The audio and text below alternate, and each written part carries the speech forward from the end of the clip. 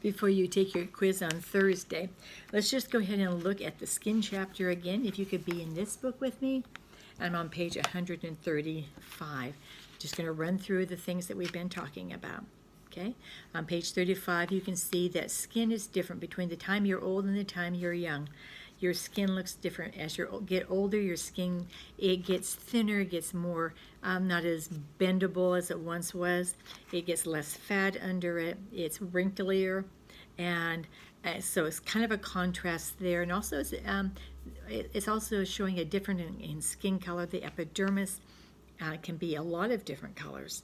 And so even in our classroom, we have people in our classroom, kids in the classroom that are very dark and tan easily. And we have kids in the classroom that are very light and get burnt very easily. So your epidermis can change pigment, or it can be different colors. And so here we have a little boy with very dark skin. He probably doesn't get sunburn nearly as much as the man would, because the man has very much whiter skin. We learned that skin has a job. It's one of the biggest organs of the body, and it's constantly replacing itself.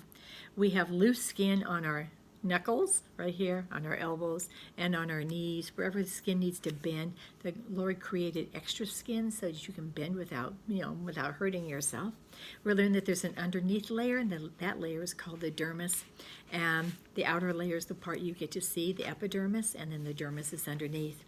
We learned that the epidermis is not only in different colors as you go across the world in different nations, but it is a shield. It acts like a shield. It keeps things in. It keeps things out. It keeps out chemicals, germs, and water. It keeps out bad things that would hurt you. Your epidermis keeps them out. It keeps out extra water, because otherwise you couldn't even go out in the rainstorm, and you'd swell up because you would absorb all of that. But your skin keeps that out. It keeps out bacteria. So it keeps the good things in, and it keeps bad things out. One of the things it does keep in is water, and that's why you spend some time in your day drinking lots of nice fresh water, so that your body can do it. The body parts can work well.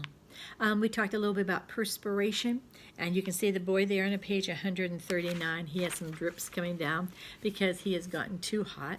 And we learned that pores open and close to keep your body at 98.6.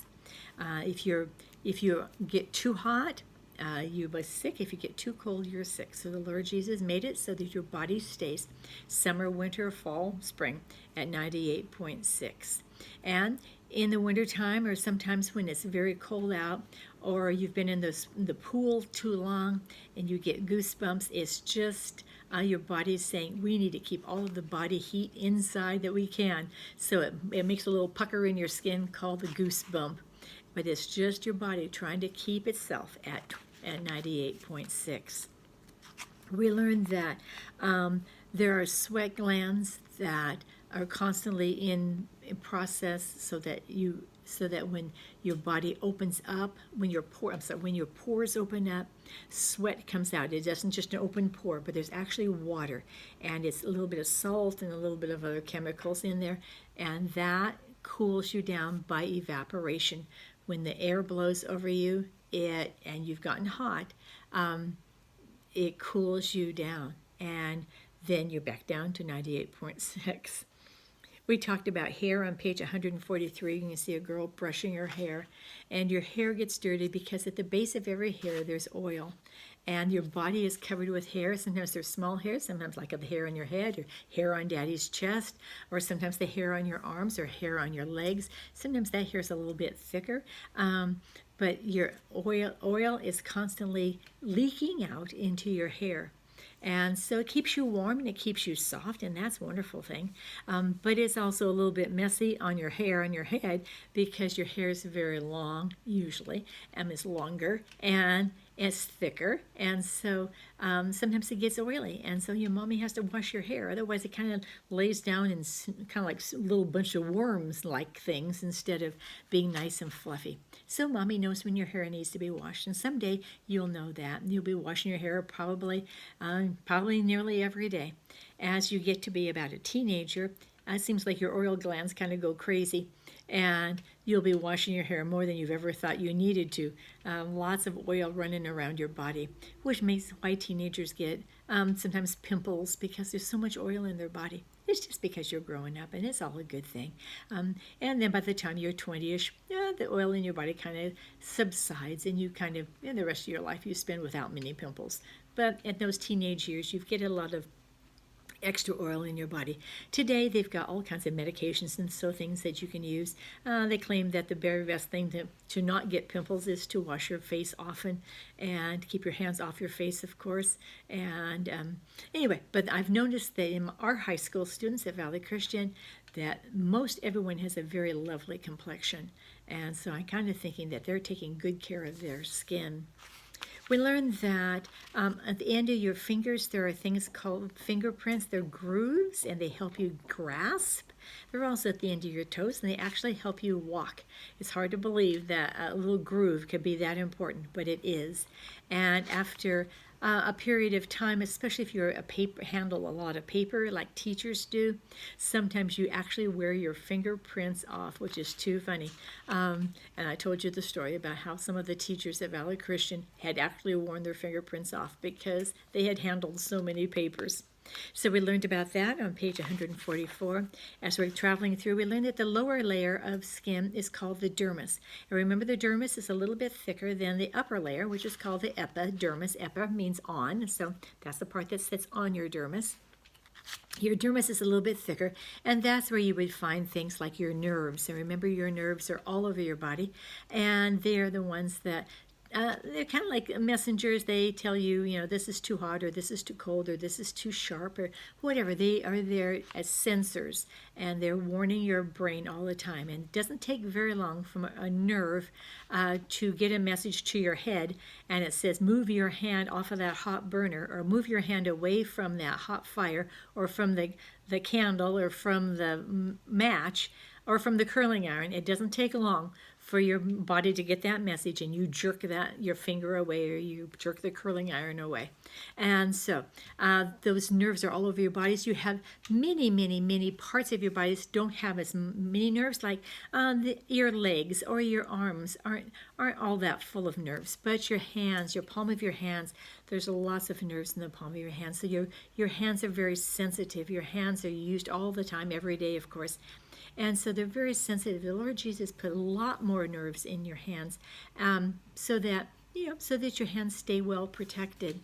We also learned that down in your dermis there are some tubes, and they're called blood vessels, veins and arteries and capillaries. There are big tubes and small tubes and even smaller tubes. But your blood is just not loose in your body. It runs around in these straws all the time. And as you start life out as a baby, your straws work perfectly. But as you get older, there's certain things that clog up your straws. The foods you eat is one of them. Eating food that is too fat will, instead of your straws being just clean, the straw you open up at McDonald's and you look through it, you can see there's a nice clean little pipe. Well, as you get older, those pipes get filled. And sometimes the pipes get so filled that the blood can't get through. And then there has to be an intervention. Somebody has to do something because your pipes have to work. Your blood has to get through. So there's some bad things happen because your blood can't get through. One of those things that happens is that you might have a heart attack because your heart is having to work too hard, trying to push that blood through that tube, and it can't get in there because the tube is already filled with other gunky stuff.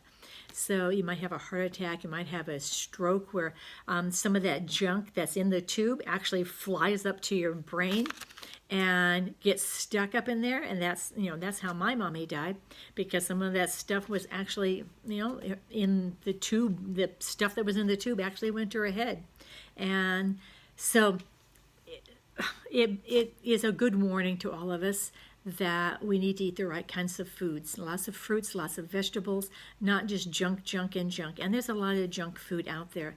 And it's not that you can't ever have it. That's, I'm not saying you never could have a hamburger or you can't have French fries, but the bottom line is that some of that stuff is just not very good. And a diet of just junk is just going to give it's going to make all your arteries and your veins all plugged up too soon. So you want to eat the right kind of foods. And Mommy knows the right kind of foods. She's not a junk person. I know your mommies. They want to feed you what is right and what's healthy. So you listen to what Mommy says to do, because she knows. So eat all of your things, not just living on hamburgers and French fries. That's great once in a while. Living on pizza is great once in a while. But, eat lots of fruits, lots of vegetables, lots of leafy vegetables. And those are hard things like spinach, that kind of kale. Those are really good and have lots of nutrients for your body. So that's how you keep your pipes nice and clean. But just over age, your pipes are not as good as they are. Like, your pipes are a lot better than Mrs. Harper's pipes because you're fresh, and I'm not as fresh as you are. So keep your pipes good and clean. Another way you can keep them clean is by doing lots of good exercise. And you don't have to worry about that now because you do a lot of good exercise. You're always out there doing something. And for you to have to sit still is agony. But to older people, they don't feel as well. They're not as energetic. And so sitting is more comfortable to them. And pretty soon they're not doing much exercise, if any exercise. And their pipes are getting clogged up. So it creates problems later. So sometimes even the doctor has to come in and the doctor says, oh, you have to take some medicine that makes your blood thin. It makes it like squishy, like almost like water, not thick at all. So they can slip through those pipes really easily. So your blood vessels are very important. Remember we talked about how your blood, sometimes you get a hole in one of your blood vessels. Usually it's just a capillary, but you get a hole and you leak out that blood. And when the blood is pushed out of your body, it actually is good for it, because it pushes out the germs as well.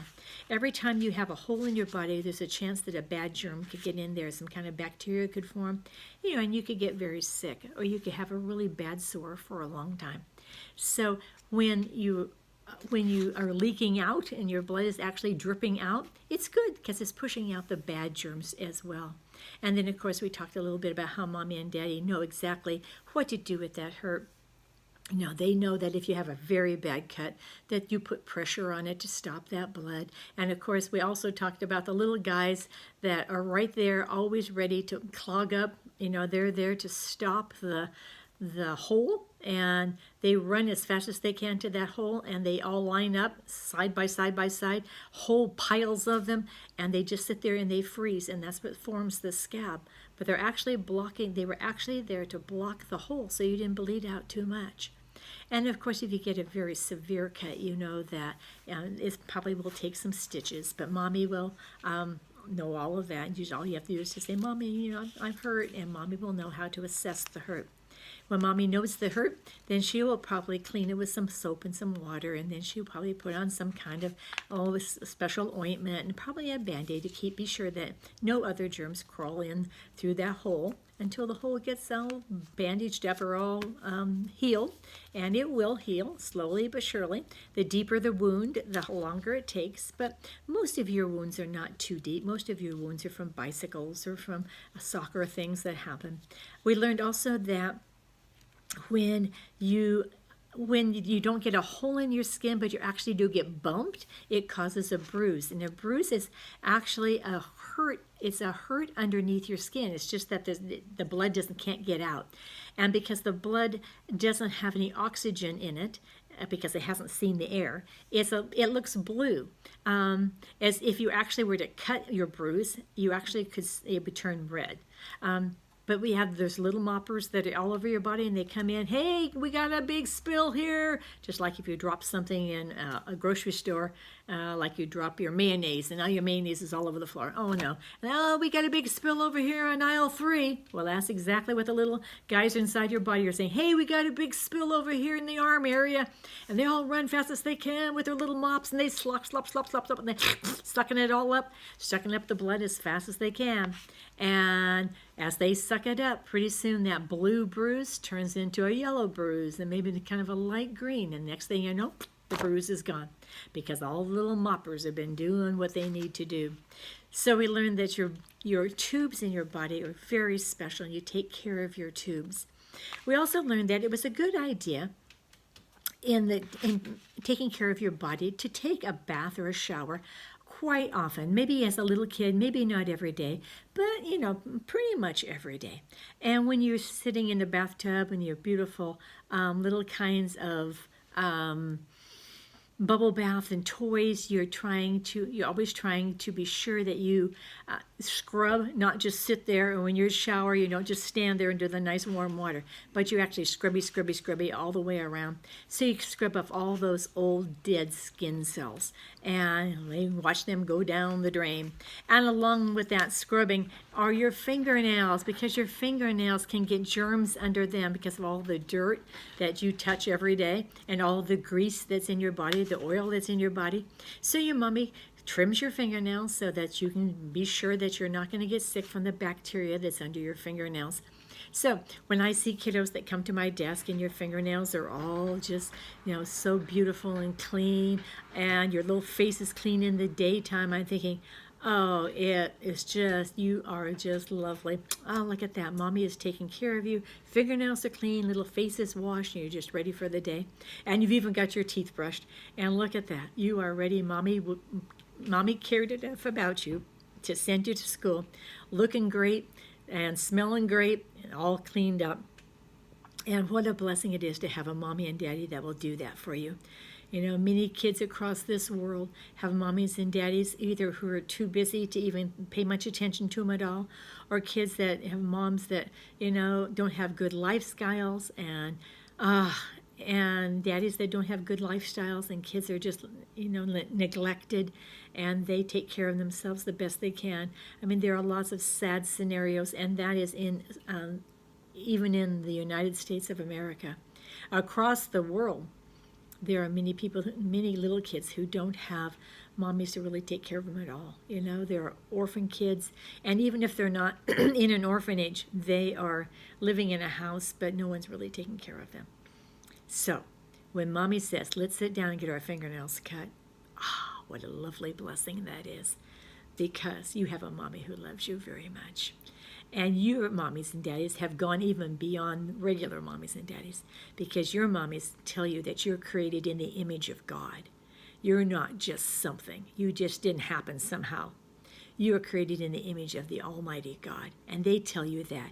And they tell you how you can be with the eternal God forever by telling you about Jesus Christ. So you're doubly blessed. Not only do you look great, but you have good on the outside, but you can also be good on the inside because of Jesus' blood that washes you clean. And so you're very blessed, kiddos, to have mommies and daddies who love you oh so much. That, in a nutshell, is our skin chapter. And we'll have a quiz on it tomorrow. Be sure to look at your pictures in your book as they start on chapter, well, it's not the chapter, they start on page 135. And so be sure you look at the pictures, be sure you know what the pictures are talking about. And I hope you do well on your skin quiz. And of course, then next Monday, we're going to talk about the bones of our body and Mr. Skeleton. And that's always a fun study. So talk to you then. Bye-bye.